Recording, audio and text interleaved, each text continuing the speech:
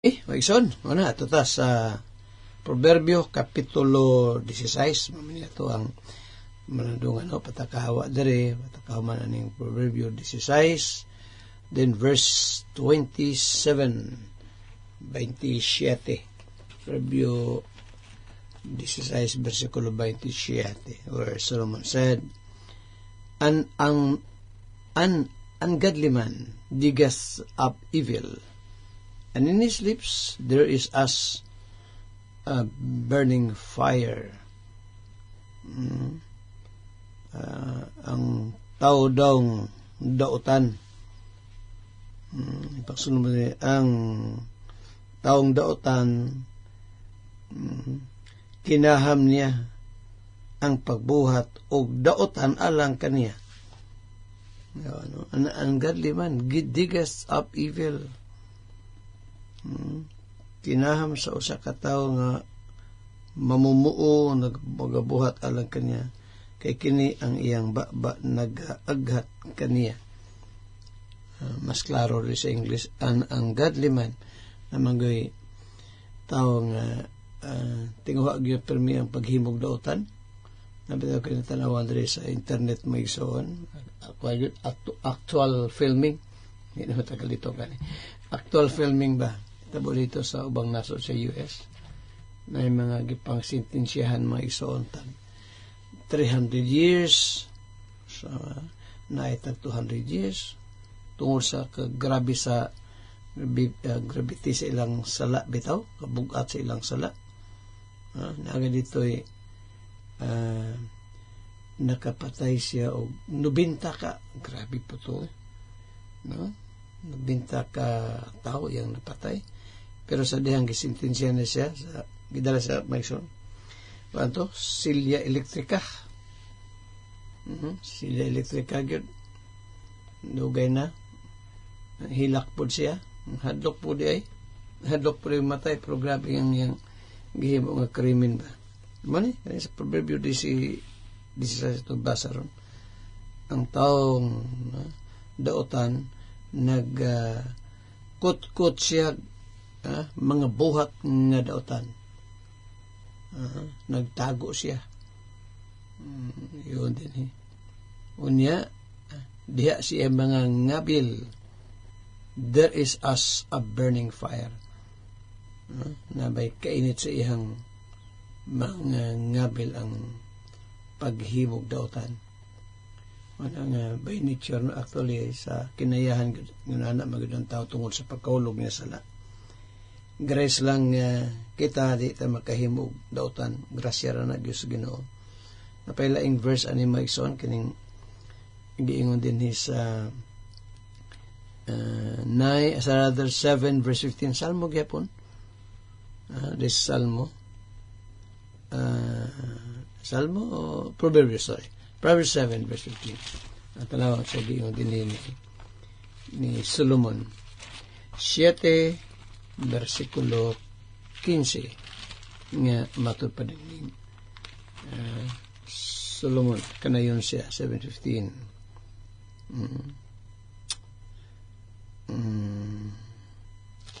Salmo, not Proverbs, tama ka ganyan. Salmo 7:15 nga nagkanayon 15. He made a pit, taong dautan na, sugot sa verse 14. Behold, he troubleth with iniquity, and hath conceived mischief, and brought forth falsehood. 15. He made a pit, and dig it, and is fallen into the ditch, which he made. Maunay ra po siya sa iyang gihimo nga kot nga bangag, maunay ra po siya. Sumunod ko basa, ingon niya din niya karon mag-anak siya uban sa kasalanan o namkon siya og limbong, nag-anak og bakak, nagbuhat siya og atabay, balon ba og nagakalot nini og siya nahulog nga to sa kalot nga iyang gibuhat. O na. Ang gustong ipasize diri maigsoon ni Solomon sa Proverbio 16, ngayon ana ang mga taong dautan. Maunay ra po siya sa iyang binuhatan nga di maayo. Godly man diggeth up evil, and in his lips there is as a burning fire. Ang uban, maraming pwede ra po nato magamit ng bersikulo pastor, garilyo, no? Bitaw, no? Diya siya mga ngabil, dunay, daw, kalayo nga nagasiga. Ang gapanigarilyo na magay kalayo makita ni mo diya. Pero sa sulod nato na isgutan ng second phrase. Salamat lang, no, sa Ginoo nga by His mercy and His grace ang mga katawhan niya dili batasanon ang paghimog dautan. Kasala man ta pero dili batasanon. Mao na nakalahi sa mga taong gisave sa Ginoo, sa mga taong wa paluwas sa Ginoo. Kay wala pasabot nga kung nahimong Christian di na makasala pang gihapon. Kana gumikan sa depravity nga niya paghapon sa tuwa wala man ma-eradicate. Pero pero sa man pastor dili batasanon sa mga anak sa Ginoo ang paghimog dautan. Kana gumikan kay naa may Ginoo unang makontrol nato og mo kastigo nato kung magpasuluabi na ta. Managingon dito sa Book of Hebrews chapter 12, no? Nga ginalatos, ginapanton, ginabunalan sa Dios ang iyang mga anak sa ilahang paghimog dili maayo. Pero dili gani anak sa Ginoo, paturato ra na ba? Paturato ra sa paghimog dautan. Okay, sige, tatas napailaing kang Worsby. Nindot po ning giingon ni Warren Worsby, ingon pa niya din we cannot depend upon our own rule because we are weak and ignorant. After taas ning saying ni Worsby, di daw ta makasalig sa tong kaugulingong pamaagi tungod daw kay kita maluya o ignorante. And we cannot depend too much on the rule of others because they are as weak and ignorant as we are. Hindi data kasalig sa kagulingon, maugyapong gato sa ubang tao. Kaya susama na ito, maugyapong sila. Weak, maluya, o ignorante. The only thing we can depend on is the rule and reign of Jesus Christ, our Lord and Savior. Ang bugtong butang o paaging makasalita, maulang yun ang pamaagi ni Ginoong Kristo kung paghari sa tuang Ginoong Hesus Kristo. If He is on the throne of our lives, yung pa ni verse B, kung si Ginoong Kristo mao ang gakontrolar sa atong kinabuhi, then we can face tomorrow with courage and confidence. Quote. Tinood yun. Kung ang Ginoo mao ang magbubuot sa atong kinabuhi, siya mo'y naghari, makatubang tas ato ang ugma nga dunay kaisog o pagsalig. Unta, mga isuon, kita sa gakinabuhi ta, wala tayo laing amo, sundon, kanunay, kundili ang Ginoong Hesus Kristo. Tigalig po ikaw di ay galang naminaw, masinati ang salvation, unta, masinati ni mo, no? Kaluwasan diya kang Ginoong Hesus Kristo. Sige, ito sa atong padayong paghisgot dilita sa pipila sa mga doctrines nga gibilin ni Christ sa iyang iglesia nga diin nagdaghan ang iyang kasimbanan nga nagbaton og susamang mga pagtulunan niya ni ay mga doctrines nga ato ang gihuptan diha sa ato ang confession of faith. Manang mga Baptist may kita mga Sovereign Grace Landmark Baptist people na atay confession of faith. O manamata diri sa although partly we believe in the true God, matuod nga Dios, ikaduha kini pagka sovereign sa Ginoo, pagka magbuot ato sa mga natun-an ang balaang kasulatan, Holy Scriptures. Then ang pagka magbubuhat sa Dios, siya mo'y naghimo sa universo, wala ta ko agi ka sa unggoy ha. Then usa sa mga doctrines pa kining si Satanas, pero ato sa ning laktawan sa Satanas, litero na sa Satanas kay marag daghan pa ning atong angay sigutan. Yawa day pastor, ay nasa nang yawa ron, pero magamping ta, bantay ta kay kining yawa ra ba more ba gyud ni magtinguha nga kita mga laglag maghimog pagpakasala sama niya, manang ingon pa dito sa Pedro nga is like a roaring lion, sama siya sa usa ka leon nga nagagulob kapangitag iyang matukob. Pero masuklan na to siya pinagi sa mga pag-apo. Okay? Kini the eternal purpose of God na nasa atong confession of faith no, sa Berea Baptist Church, atong mother church nga diin ato ning giapol ning confession of faith sa atong ignahan nga iglesia. Kining walay kinutuban nga programa or katuyuan or laraw sa Dios, the eternal purpose of God. But we believe that election is the eternal, personal, unconditional purpose of God, according to which He graciously regenerates, sanctifies, and saves lost sinners, that being perfectly consistent with the responsibility of man, it comprehends all the means in connection with the end. Now, taning usa-usahon maigsoon, kita nagatuo, kita nga mga sovereign gracers, nagatuo nga ang pagpili sa Dios mooy usa ka planong walay kinutuban. This is a plan of God which is eternal.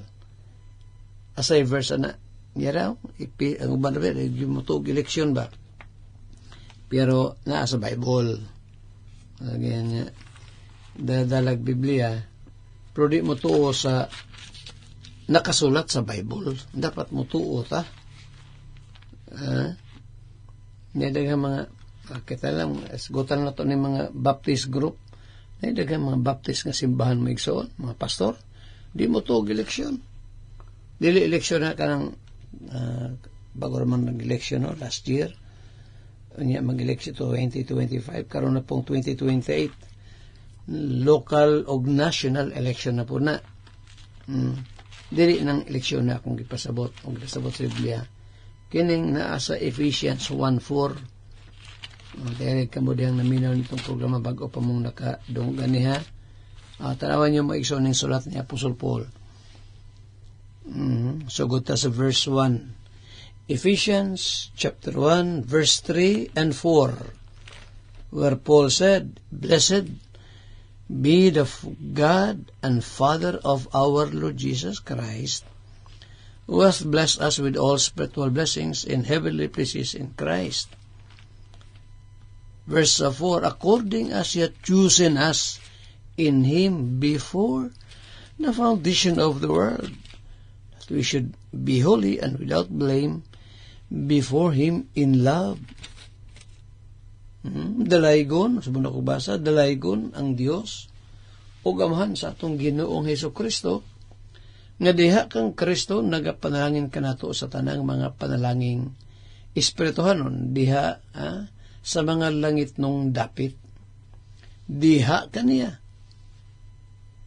sa wala pa matukod ang kalibutan siya nagpili ka nato aron kita mabalaan og dili masalawayon diha sa atubangan sa Dios. So na ay programa ang Ginoo nga sa dito pa wa pa gani matukod ang kalibutan na yung mga taong gipili sa Amahan, gipili sa Dios aron nga pag-abot sa panahon mahimong mga taong balaan. Yung pa sa verse nga itong gibasa, that we should be holy and without blame before Him in love. So, very clear ang Bible niya na dahil mga Baptist against the doctrine of election na ito niingon daw nga sa tanang makasud sa langit ako ra ang dili pinili. Uy, pwede ba dahil na siya daw ang mapili sa Ginoo nga makasud sa langit? Unsa man ni kuan siya ning Agis Bintana ni Agis Bintana nga nakasud ba nga wa man piliya niyon imposible man na magsuon ang makasud sa langit katurag yung gipili sa Dios ngadto kaluwasan kay wa may maluwas nga wa mapili. Asa mabasa na kini Ephesians 1:3 and 4 man ana pa kini sa sulat ni Paul sa mga taga Tesalonica asang bersikulo na ikaduhang Tesalonica 2 versikulo 13 nga matod pa din ni Apostle Paul, but we are bound to give thanks always to God for you, brethren, beloved of the Lord, because God hath from the beginning chosen you to what? To salvation, through sanctification of the Spirit and belief of the truth. Apan kami sa kanunay, matod pa ni Paul, subala ko basa, sa kanunay maghatag og mga pagpasalamat ngadto sa Dios tungod ninyo, mga minahal namo nga mga igsuon diha sa Ginoo. Tungod kay ang Dios sukad pa sa sinugdan, nagpili kaninyo aron kamo mga luwas. Pinaagi sa pagbalaan kaninyo sa Espiritu o pagtuon ninyo sa kamatuoran. So muna nga kita mga Sovereign Gracer nagtuon ini. Nga sa to? We believe that election is the eternal personal. Huwag man na po ning personal. Dili yung nga kanabang by groups, dili ang kaluwasan ni gala individual na mabito na sa pamilya, sa panimalay maigsoon ato ra yung i-pray ning mga minahal nato nga pama sinakasinatig kaluwasan. Importante gyud na atong ampuan kinsa sa to ang mga minahal sa kinabuhi, mga paryente o di lang kay kutob rata sa pagampo diha nila ato gyud silang sultihan. Muna importante nang mag-Bible study. Imbitaron. Mamiyaw na itong programa sa ito mga pagsimba. Importante kayo na. Pamitay oras sa mga igsoon na ito ni padahin ugma. Kinigyapo na. Kinigyapo nga pag-isigot na ito meaning the eternal purpose of God. Higala kung pagkamasay, I may say again this time, come to repentance and then trust Christ as your Lord and personal Savior.